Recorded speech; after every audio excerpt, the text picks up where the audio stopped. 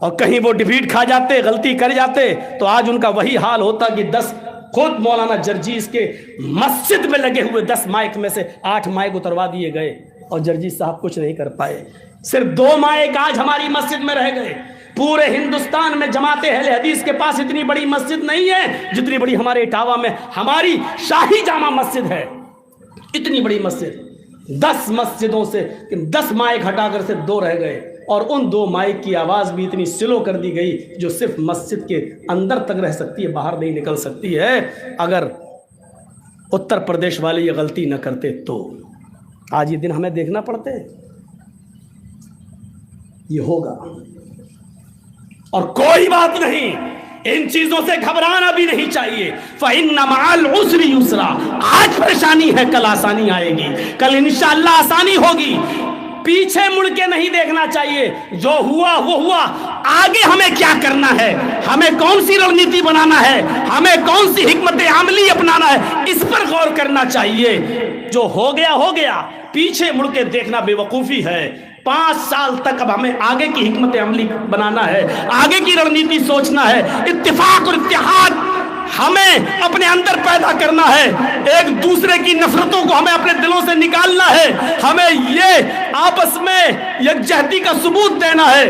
ان چیزوں کو ختم کرنا ہوگا کہ تیری مسجد میں میری نماز نہیں، میرے مسجد میں تیری نماز نہیں. ہمیں ان تمام چیزوں کو نظر انداز کرتے ہوئے اتفاق اور اتحاد کے ایک پلیٹ فارم پہ آنا ہوگا. یکجہتی کا ثبوت دینا ہوگا، تفرقہ مٹانا ہوگا، گٹ بندی کو ختم کرنا ہوگا. ایک دوسرے کو کافر کے فتوے جو ہم بہت جلدی دے دیتے ہیں، جو تھوک کے بھاؤ میں بکتے ہیں 100 200 روپے میں، ہمیں ان تھوک کے بھاؤ میں بکنے والے فتووں کو روکنا پڑے گا میرے بھائیوں. تبھی ہم آگے کچھ کر سکتے ہیں، ورنہ آج کے بعد پھر وہی دن آئیں گے، پریشانیاں ہمیں پھر جھیلنا پڑیں گی. دھرم کوئی بھی ہو نفرت نہیں سکھاتا ہے.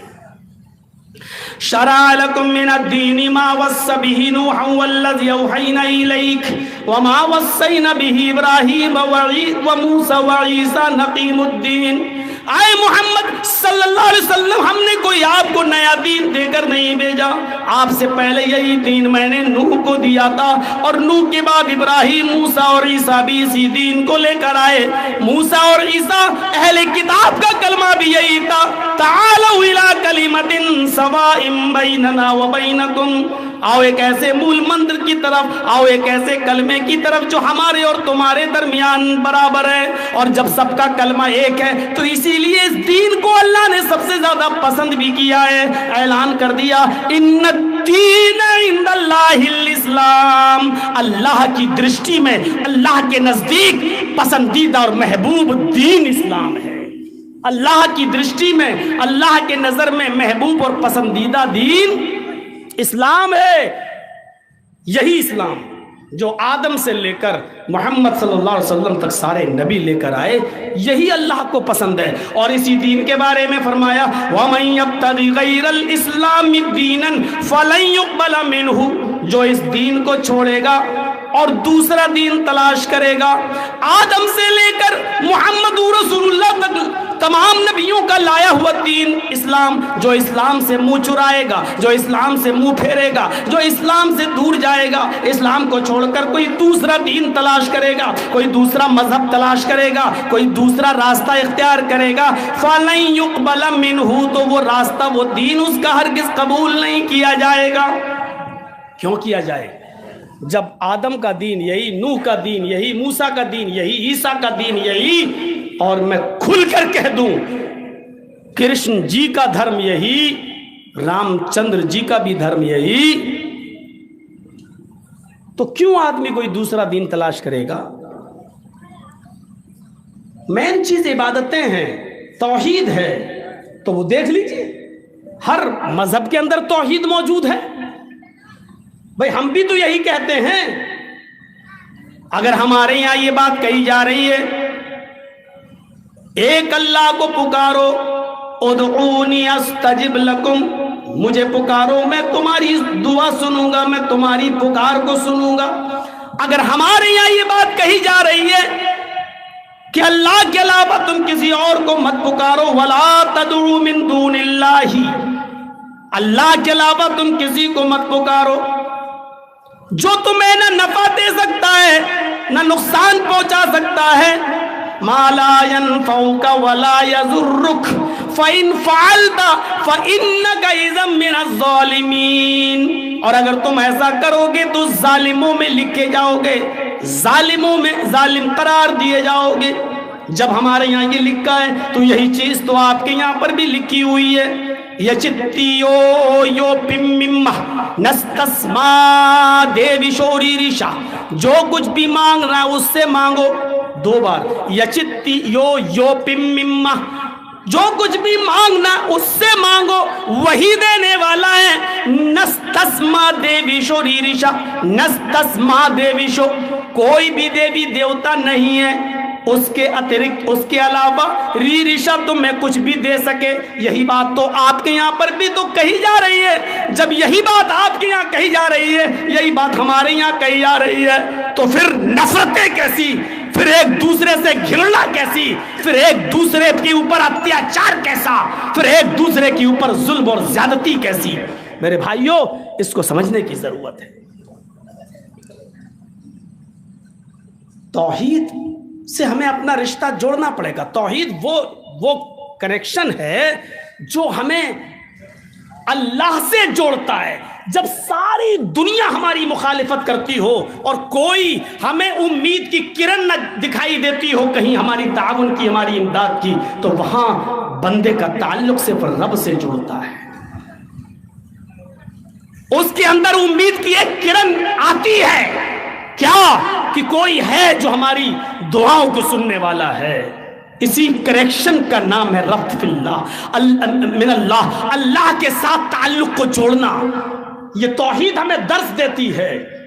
اور یہ آپ جانتے ہیں نا، بہت اچھی طریقے سے سن لو، انسان کے ہاتھ میں نہیں ہے کسی کو موت دینا اور کسی کو جلانا. یہ تصور نکال دیجئے آپ. کیا ہوگا مولانا صاحب، بڑے ظلم و زیادتی ہو رہی ہے، یہ ہمیں کچا نہیں. یہ کسی کے ہاتھ میں نہیں ہے کہ کسی کو موت دے دے اور کسی کو زندگی دے دے. اللہ کے سارے کام حکمت سے بھرے پڑے ہیں. ایک دہریا ایک آم کے درخت کے نیچے لیٹا ہوا سو رہا تھا، اللہ نہیں مانتا تھا، اور آم کا پیڑ دیکھتے ہوئے اس کی نظر زمین کے اوپر پڑ گئی تو کیا دیکھتا ہے کہ کھیت میں تربوز لگے ہوئے ہیں. تو اس نے کہا کہ دیکھو اللہ بھی کتنا بڑا بے وقوف اور پاگل ہے، جو بڑا پھل ہے اس کو پیڑ پہ لٹکانا چاہیے تاکہ کوئی چوری نہ کر لے جائے. تو بڑا پھل تو یہاں لگا دیا زمین پر تربوز، اور جو چھوٹا پھل ہے آم وہ پیڑ پہ لٹکا دیا. جبکہ حفاظت بڑے پھل کی کرنا چاہیے تھی اور کر رہا ہے چھوٹے پھل کی. تربوز تو کوئی بھی اٹھا کے لے جا سکتا ہے، تو تربوز کو پیڑ پہ ہونا چاہیے تھا اور آم کو زمین پر. اب دہریا تھا، ابھی تھوڑی دیر لیٹا تھا کہ آنکھ کھلی، ہوا چلی، اچانک ایک آم ٹوٹ کر اس کی ناک پہ گرا. اب اس کی کھوپڑی ٹھکانے آ گئی. نہیں، اللہ نے بالکل ٹھیک ہی کیا ہے. اگر اس پیڑ پر تربوز لگا ہوتا اور اگر یہ ٹوٹ کر گرتا تو نہ میری ناک بچتی نہ دانت بچتا، دونوں ٹوٹتا. تو کھوپڑی بالکل ٹھکانے آ گئی اس کی. وہ سمجھ گیا کہ اللہ کا ہر کام حکمت سے بھرا پڑا ہے. انشاءاللہ ان لوگوں کی کھوپڑی میں بہت جلدی یہ بات آئے گی کہ ہم کس کو ٹارگٹ بنا رہے ہیں کس کو نہیں. کیونکہ اتہاس اور تاریخ گواہ ہے حکومت اور سلطنتیں کفر کی بنیادوں پر تو چلی ہیں لیکن ظلم اور زیادتی کی بنیادوں پر زیادہ دن نہیں ٹک سکی ہیں. نہ نمرود کی ٹک سکی، نہ فرعون کی ٹک سکی، نہ ہٹلر کی ٹک سکی. یہ تاریخ گواہ ہے اس بات پر، اتہاس گواہ ہے اس بات پر. اور اس بات کو یہ بھی مانتے ہیں ظالم لوگوں کی ظلم و ستم کی داستانیں زیادہ دنوں تک نہیں ٹکتی ہیں. حکومتیں اور سلطنتیں کفر کی بنیاد پر تو چل سکتی ہیں لیکن ظلم کی بنیادوں پر کبھی نہیں چلتی. ہمارا کیا ہے؟ مسجدوں کو روک دو گے تو اسلام ہمیں گھروں پر بھی نماز پڑھنے کی اجازت دیتا ہے. ہمارے مائک کو بند کر دو گے کوئی فرق نہیں پڑتا ہمارے اوپر. ہمارے نبی محمد رسول اللہ نے جب آخری خطبہ دیا تھا حجۃ الوداع کا، وہ مینا کا میدان تھا، 1,44,000 صحابہ کی بھیڑ تھی. اور نوٹ کیجئے کتنی، 1,44,000 صحابہ کی. اس میدان میں نمرا مسجد کے باہر کھڑے ہو کر، قصبہ اونٹنی پر سوار ہو کر اللہ کے نبی نے جو خطبہ دیا تھا حجۃ الوداع کا، وہ بنا مائک کے دیا تھا، بنا لاؤڈ سپیکر کے دیا تھا، اور آپ کی آواز 1,44,000 صحابہ کے بیچ بنا مائک کے پہنچ رہی تھی. ہمیں ضرورت نہیں ہے ہمارے مائکوں پر بھی پابندی لگا دو، یا جو کرنا چاہو کر دو. ہماری شریعت حالت مجبوری میں بغیر مائک کے بھی اذان دینے کو جائز قرار دیتی ہے. مجبوری کے درجے میں گھروں پر بھی نماز پڑھنے کی اجازت دیتی ہے. اور لاک ڈاؤن کے ایام میں ہم نے گھروں میں نمازیں پڑھی ہے. ہم نے جمعے کے بجائے ظہر کی نماز اپنے گھروں میں ادا کی ہے. ہم نے 2 عیدیں میرے بھائیو لاک ڈاؤن میں اپنے گھروں پہ گزاری ہیں. 2 مہینے رمضان کی 2 مہینے کی تراویحاں 2 سال کی میرے بھائیو گھروں پر پڑھی گئی ہیں. ہمارے اوپر کوئی فرق نہیں پڑتا ہے. میرے پیارے ساتھیو، اگر مائک ہماری مسجدوں سے اتریں گے تو آپ کے مندروں سے بھی تو اتریں گے، کیونکہ کورٹ کے نیم تو یہ ہے کہ 10 بجے رات کے بعد سے لے کر صبح 6 بجے تک مائک پر پابندی ہے. میرے بھائیوں ذرا اپنی بھی سوچو. ہمارے ہاں تو یہ ہے کہ ہم جرجیت صاحب کی آواز بھلے ہی 5-10 ہزار آدمیوں میں نہ پہنچ پائے بغیر مائک کے، لیکن ہمارے لیے نمونہ موجود ہے. 1,44,000 صحابہ کو جو خطبہ دیا تھا اللہ کے رسول نے، وہ بنا مائک کے دیا تھا. قصبہ اونٹنی پر کھڑے سوار ہو کر آپ نے وہ خطبہ دیا تھا 1,44,000 صحابہ کو. ہمیں کیا ڈراتے ہو؟ مصلحت کا تقاضا ہے، سمجھوتا کر لیتے ہیں. اور سمجھوتا کرنا تو ہمیں ہمارے نبی نے سکھلایا ہے. نہیں چلنا چاہتا ہوں اس طرف. صلح حدیبیہ پوری کی پوری بھری پڑی ہے وہ داستان. ایسے ہی سنا، ایسا سمجھوتا عقل بھی نہیں کہتی کہ اتنا دب کر سمجھوتا کرنا چاہیے. آئے محمد صلی اللہ علیہ وسلم، اس مرتبہ آپ جائیے اور آپ کے صحابہ جائیں، ہم آپ کو عمرہ نہیں کرنے دیں گے. آئندہ سال آپ آئیے گا، ٹھیک ہے چلے جاتے ہیں. آئندہ سال آپ آئیں گے، 3 دن سے زیادہ آپ کو مکے میں رہنے کی اجازت نہیں دی جائے گی. یا اللہ، مکے میں ہمارے باپ دادا کے گھر آج بھی موجود ہیں، اور ہم ہی کو ہمارے گھروں سے روکا جا رہا ہے. ہمارے باپ دادا کی زمینیں آج بھی مکے میں پڑی ہوئی ہیں، اور ہم ہی سے کہا جا رہا ہے کہ مکے میں 3 دن سے زیادہ نہیں رکنے دیا جائے گا. ہم ہی نے اس ملک کو آزاد کرایا ہے، اور ہم ہی سے کہا جا رہا ہے کہ تمہیں اپنے دستاویز دکھانا پڑیں گے کہ تم اس ملک کے ناگرک ہو یا نہیں ناگرک. اس سے بڑا ظلم ہمارے اوپر اور کیا ہو سکتا ہے؟ لیکن اس کے باوجود اللہ کے نبی نے کہا ٹھیک ہے ہم 3 دن سے زیادہ مکے میں نہیں رکیں گے. اس سال نہیں جائیں، ٹھیک ہے جا رہے واپس. آئندہ سال ہم اور ہمارے صحابہ آئیں گے، ٹھیک ہے آئیے، لیکن 3 دن سے زیادہ مکے میں نہیں. کہا ٹھیک ہے. ہمارے آدمی، ایک اور شرط، ہمارے آدمی تلوار لے کر گھومیں گے ننگی کھلی ہوئی. اور آپ کے صحابہ تلوار لا تو سکتے ہیں، لیکن تلوار میان میں ہوگی، کھلی ہوئی تلوار لے کر نہیں. ہمارے آدمی تلوار لے کر گھومیں گے، لیکن آپ کے آدمی تلوار لے کر نہیں. آپ نے کہا ہم لڑنے کے ارادے سے آئیں گے ہی نہیں، اس لیے ہمیں تمہاری یہ شرط بھی منظور ہے. اور چوتھی شرط، ہمارا کوئی آدمی بھاگ کر اگر مدینے جائے گا تو آپ کو واپس کرنا ہوگا، اور آپ کا کوئی آدمی اگر بھاگ کر مکے میں آ گیا ہمارے پاس تو ہم اسے واپس نہیں کریں گے. اللہ کے نبی نے کہا مجھے تمہاری یہ شرط بھی منظور ہے. سگنیچر ہونے لگے. کافروں کی طرف سے نمائندگی کر رہا تھا سہیل، قریش کا سردار بن کر آیا. اللہ کے نبی نے لکھ دیا کہ محمد رسول اللہ کو یہ ساری شرطیں منظور ہیں، لکھوا دیا. سہیل نے جب یہ پڑھا تو اس نے کہا اے محمد ابن عبداللہ، میں آپ کو رسول اللہ نہیں مانتا ہوں، آپ کو میں عبداللہ کا بیٹا مانتا ہوں، اور اس میں یہ لکھا ہوا ہے کہ محمد الرسول اللہ کو شرطیں منظور ہیں، یہ رسول اللہ کاٹو، جب تک رسول اللہ نہیں کاٹو گے میں نہیں مانوں گا. تو اللہ کے نبی نے حضرت علی سے کہا اے علی، لفظ رسول اللہ کاٹ دو. اور آگے لکھ دو محمد ابن عبداللہ کو یہ شرطیں منظور ہیں۔ حضرت علی نے کہا اللہ کے رسول کیا آپ رسول اللہ نہیں ہیں؟ فرمایا ہوں۔ پھر میں کیوں کاٹوں؟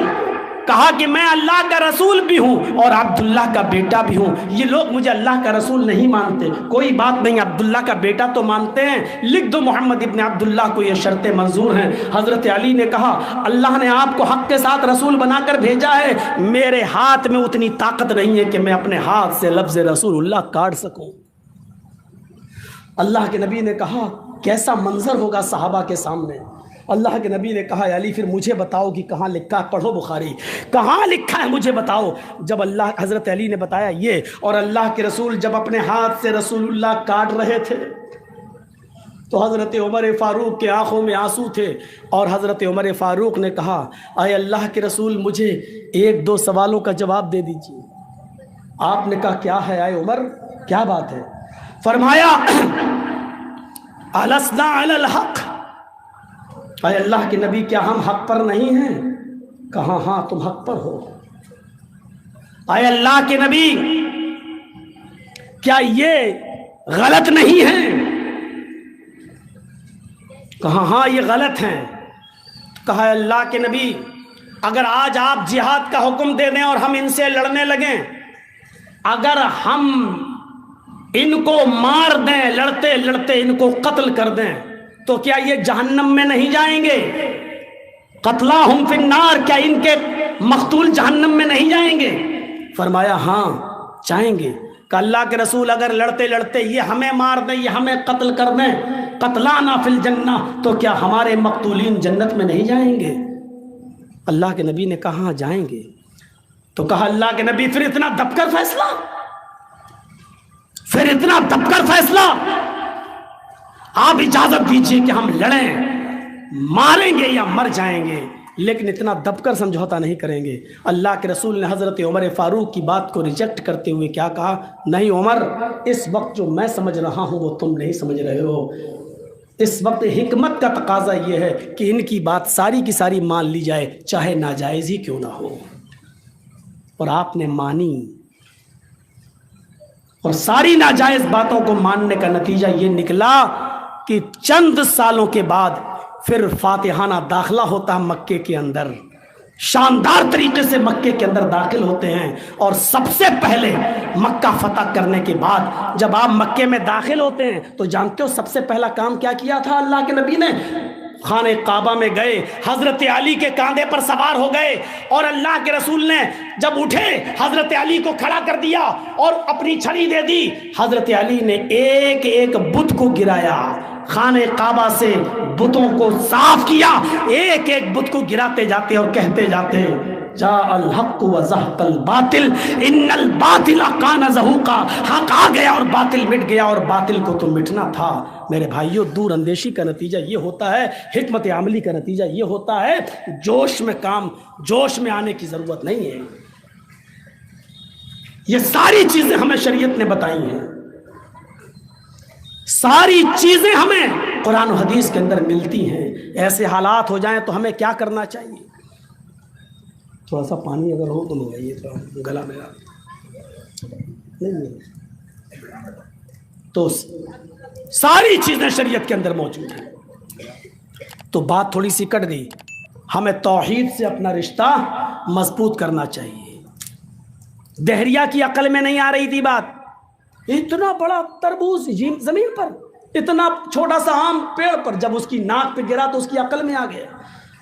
تو اللہ نے جو کچھ بھی کرتا ہے اس کے کام میں حکمت ہوتی ہے۔ یہ الگ بات ہے کہ ہم اس کی حکمت کو سمجھ پائیں یا نہ سمجھ پائیں۔ اپنی عقل کو اس حد تک دوڑائیے جس حد تک دوڑ سکتی ہے۔ ایک بات اور بتا دوں آپ کو، اپنی عقل کا استعمال اتنا زیادہ مت کیجئے جو عقل کے دائرے سے باہر ہو۔ آنکھ کا کام دیکھنا ہے، لیکن یہ آپ کے آنکھ سامنے کی چیزوں کو دیکھ سکتی ہے، یہ آنکھ پیچھے کی چیزوں کو نہیں دیکھ سکتی ہے۔ اب آپ کہیں کہ اس آنکھ کا کیا کام ہے جو سامنے کی چیز کو دیکھ رہی، پیچھے دکھ ہی نہیں رہا، بیکار ہے۔ کان کا کان سننے کا ہے. آپ یہاں بیٹھ کر میری آواز سن سکتے ہیں، لیکن 2 کلومیٹر دور جب آپ چلے جائیں اور مائک بھی نہ ہو تب آپ کا کان میری آواز نہیں سن سکتا بغیر کسی آلے کے. اب یہ مت کہنا موبائل میں تو لندن بھی سن لیتے ہیں لوگ بغیر کسی آلے کے. اب آپ یہ کہیں کہ مجھے تو یار 5 کلومیٹر دور کی آواز ہی نہیں سنائی دے رہی ہے، کوئی آدمی چلا رہا ہے مجھے سنائی نہیں دے رہا، یہ کان بیکار ہے. کان سے اتنا ہی کام لو جتنا کان کے بس میں ہے. آنکھ سے اتنا ہی کام لو جتنا آنکھ کا دائرہ ہے. عقل سے اتنا ہی کام لو جتنا عقل کا دائرہ ہے. ہم عقل سے کچھ زیادہ ہی کام لینے لگے ہیں. ایسا کیوں ہو گیا ہے؟ یہ آپ کا کام نہیں ہے.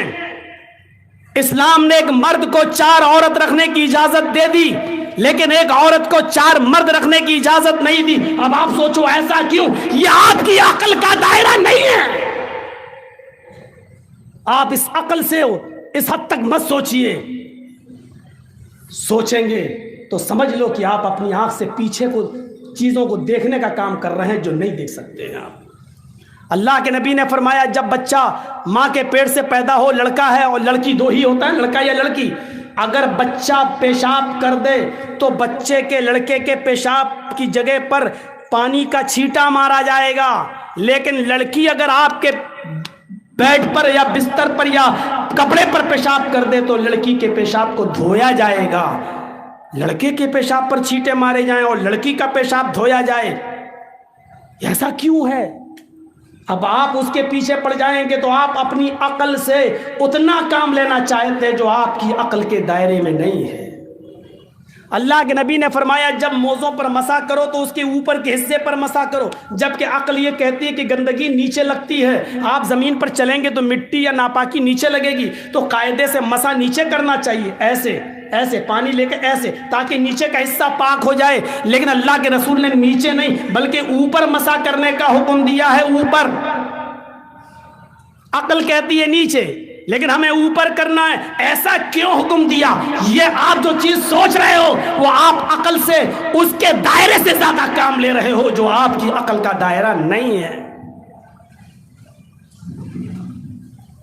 اگر دنیا میں 2 ہی ہر آدمی کے عقل پر آدمی چلنے لگے تو معاف کیجئے گا آپ کی عقل کچھ اور کہے گی اور میری عقل کچھ اور کہے گی. اور اسی عقل کا لوگوں نے ناجائز فائدہ اٹھایا.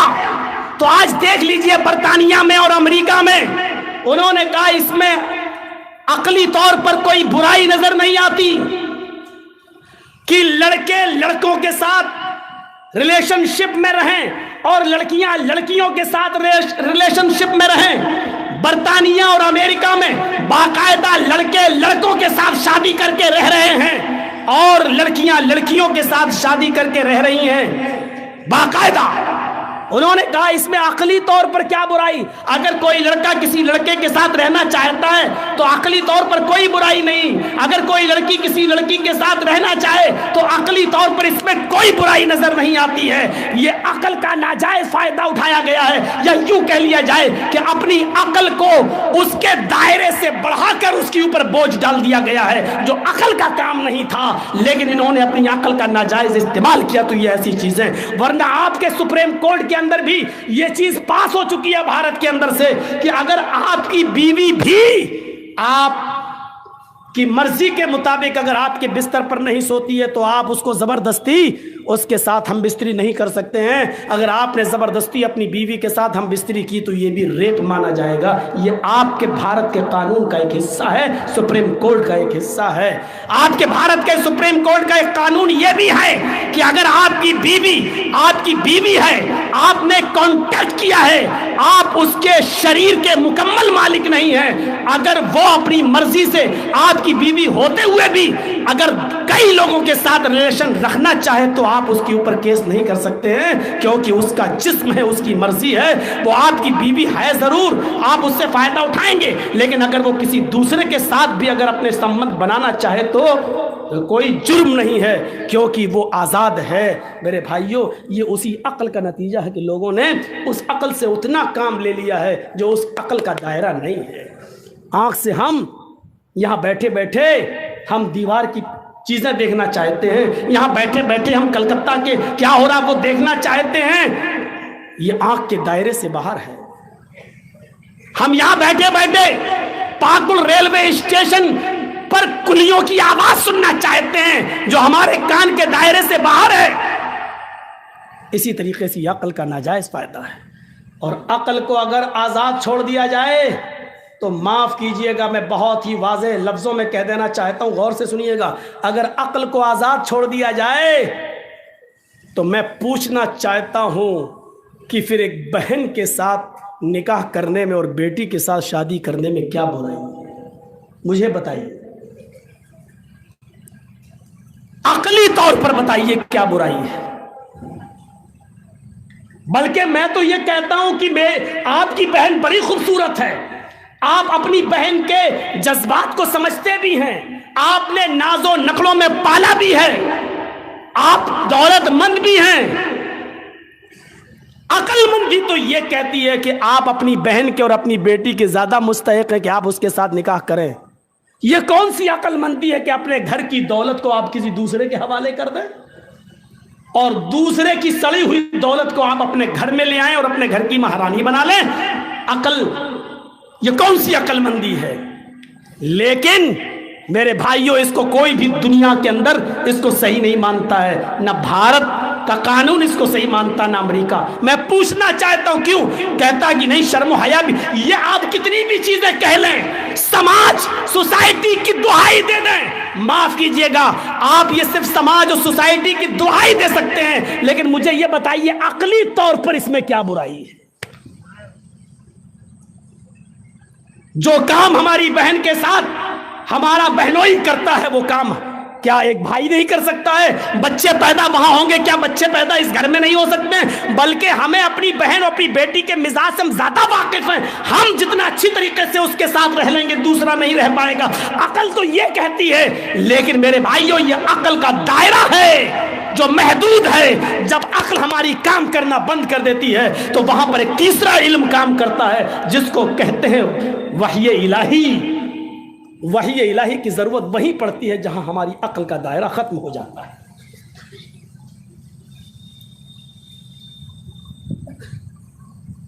میرے بھائیوں، اس بات کو سمجھنے کی کوشش کریے آپ، ہم جو چیز سوچیں ضروری نہیں کہ وہ سچ ہو، اس لیے عقل کا ناجائز استعمال کرنا چھوڑ دیجیے۔ یہ شریعت نے بتایا ہے کہ بہن کے ساتھ رشتہ تم نہیں کر سکتے ہو، یہ شریعت نے بتایا ہے، وحی الہی نے بتایا ہے کہ بیٹی کے ساتھ نکاح کرنا حرام ہے، یہ شریعت نے بتایا ہے کہ ماں کے ساتھ نکاح کرنا حرام ہے، یہ وحی الہی طے کرتی ہے کہ تم خالہ کے ساتھ نکاح نہیں کر سکتے ہو، یہ وحی الہی طے کرتی ہے کہ تم پھوپھی کے ساتھ نکاح نہیں کر سکتے ہو۔ عقلی طور پر کوئی برائی نہیں ہے، لیکن عقل کا ایک دائرہ ہے، اور جہاں عقل کا دائرہ ختم ہو جاتا ہے وہیں پر پھر ایک تیسرا علم کام آتا ہے، اور اس علم کا نام ہے وحی الہی۔ اس لیے اس دنیا کو ایک تیسرے علم کی ضرورت ہے، وحی الہی کی۔ دنیا کا نظام اگر اپنی اپنی عقلوں سے چلاؤ گے تو ہر انسان کی عقل ایک دوسرے سے الگ ہے، ایک دوسرے سے الگ ہے، ایک یہ کہے گا دوسرا وہ کہے گا۔ اس لیے جہاں ہماری عقل کام کرنا بند کر دے تب حکومت کا نظام ایک تیسرے علم سے چلایا جائے گا، اور وہ تیسرا علم ہے وحی الہی، پھر وہ شرعی نظام ہے۔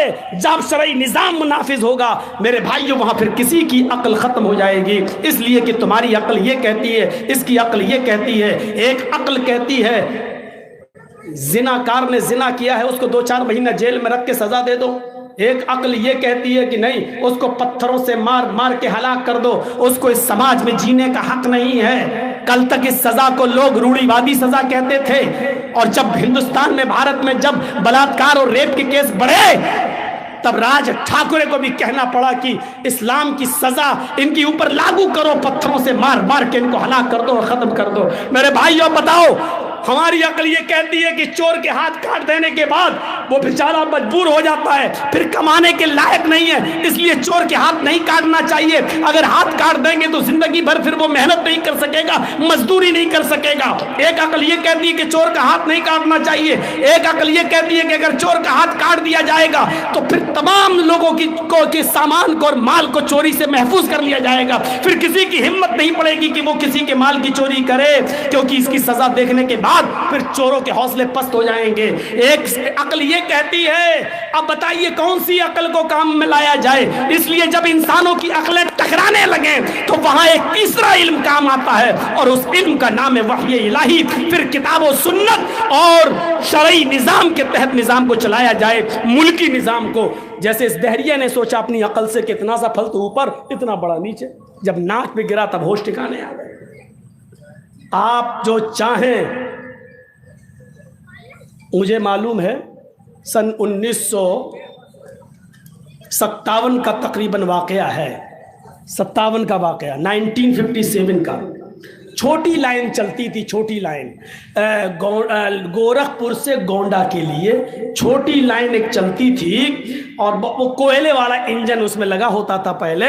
تو جب اس میں گاڑیاں، جب ایک ٹرین، اس کا ڈرائیور ہے محمد قاسم نام کا، سنیے، محمد قاسم نام کا ڈرائیور گاڑی ٹرین چلا رہا ہے، اور جب ٹرین گورکھپور سے بڑھنی اور بڑھنی کو کراس کرتے ہوئے جب وہ کوا پور اسٹیشن کے پاس سے گزری، تلسی پور کے پاس ایک پل تھا، اس پل کے پاس کو کراس کرنے کے بعد آگے بڑھتی ہے، تو ٹرین ڈرائیور نے، محمد قاسم نے دیکھا کہ ایک 17-18 سال کی ایک لڑکی دوڑتی ہوئی چلی آ رہی ہے، اور وہ ٹرین کی پٹری کے نیچے آ کر لیٹ گئی ہے، خودکشی کرنا چاہتی ہے۔ ٹرین کے ڈرائیور نے ہیوی بریک لگائے، کوشش کی کہ ٹرین کو روکیں، لیکن چونکہ وہ زیادہ دور نہیں تھی لڑکی، اس لیے ڈر تھا کہ ہم بریک ایک دم تو بریک لگیں گے نہیں، بریک دھیرے ہی دھیرے لگتے ہیں ٹرین کے، لیکن اس نے کوشش کر کے ٹرین کے بریک کو لگانے کی کوشش کی، ہیوی بریک لگائے، اور بریک لگانے میں وہ کامیاب ہوا۔ جب اس نے مڑ پیچھے دیکھا تو کیا دیکھتا ہے کہ لڑکی میں اور ٹرین کے پہیے میں صرف ایک بالشت کا، ایک بتے کا فرق ہے۔ لڑکی ٹرین کے پہیے کے نیچے ہے، لیکن ایک بالشت رہ گئی ہے۔ اگر ایک بالشت اور گاڑی آگے بڑھ جاتی تو لڑکی کے اوپر چڑھ جاتی۔ ٹھنڈی سانس لی کہ لڑکی بچ گئی۔ ٹرین کا ڈرائیور نیچے اترتا ہے، اتنے میں کھیت میں کام کرنے والے لوگ اس لڑکی کو بچانے کے لیے جب دوڑتے ہیں تو ٹرین کے ڈرائیور کے ساتھ ساتھ لوگ وہاں جمع ہیں۔ جب اس لڑکی کو اٹھایا جاتا ہے، اس کی سانس سونگی جاتی ہے، دل کی دھڑکن دیکھی جاتی ہے، تو پتہ چلتا ہے کہ لڑکی ہارٹ اٹیک سے مر چکی ہے۔ ٹرین اس کے اوپر نہیں چڑھی، لیکن ٹرین کی پہیے کا خدشہ اس لڑکی کو لے ڈوبا، یہ سوچتے ہوئے کہ ہم مریں گے تو کیسے مریں گے، ٹرین چند قدموں پر ہے، اس سے پہلے کہ پہیہ اس کے اوپر چڑھتا اس کو اٹیک پڑا اور وہ مر گئی۔ پہیہ چلنے سے پہلے، چڑھنے سے پہلے وہ لڑکی مر گئی۔ اس وقت محمد قاسم نے یہ بیان دیا کہ آج قرآن کی اس آیت کے اوپر میرا یقین بہت مضبوط ہو گیا، ما تشاؤون الا ان یشاء اللہ، جو تم چاہو ضروری نہیں کہ وہ پورا ہو، پورا وہی ہوتا ہے جو اللہ چاہتا ہے۔ میں نے پوری کوشش کی اس لڑکی کو بچانے کی، میں نے پوری کوشش کی اس 18 سال کی لڑکی کو بچا کر اس کے ماں باپ کے حوالے کر دیا جائے، پوری کوشش کی، اور زندگی میں میں نے اپنی لائف میں اتنے ہیوی بریک کبھی نہیں لگائے، لیکن اس کے باوجود میں اس لڑکی کو نہیں بچا سکا۔ اس لیے یہ سوچنا کہ کسی کی جان بچانا یا کسی کی جان لینا انسان کے ہاتھ میں ہے، یہ تصور غلط ہے، یہ کسی کی انسان کے ہاتھ میں نہیں ہے۔ اگر کسی کی جان بچانا انسان کے ہاتھ میں ہوتا تو معاف کیجئے محمد قاسم اس لڑکی کی جان کو بچا لیتا اور کامیاب ہو گیا، لیکن محمد قاسم نے کہا کہ آج یقین ہو گیا اس بات، قرآن کی آیت پر تو پہلے سے مانتا ہوں، لیکن آج مکمل یقین ہے کہ جو ہم چاہیں وہ ضروری نہیں کہ پورا ہو، وہی ہوتا ہے جو اللہ رب العالمین چاہتا ہے۔ ہمارے آپ کے چاہنے سے کچھ نہیں ہوتا. توحید ہمارا رشتہ مضبوط کر. اور دنیا کا ہر مذہب یہی کہتا ہے, دنیا کا ہر نظام ہمیں انسانیت سے جوڑتا ہے, اور قرآن نے تو خاندان قرار دے دیا ہے. پڑھیں, یہ جو میڈیا والے جو اچھالتے رہتے ہیں اور اپنے پالتو کتوں کو پال رکھا ہے, ذرا تصور کریں کہ اسلام نے کیسا تصور پیش کیا ہے. یا ایھا الناس انا خلقناکم من ذکر و انثی وجعلناکم شعوبا وقبائل لتعارفوا ان اکرمکم عند اللہ اتقاکم. ہے سمپورن جگت کی مانو ذاتی ہے, ساری دنیا کے انسانوں. اللہ کیا کہہ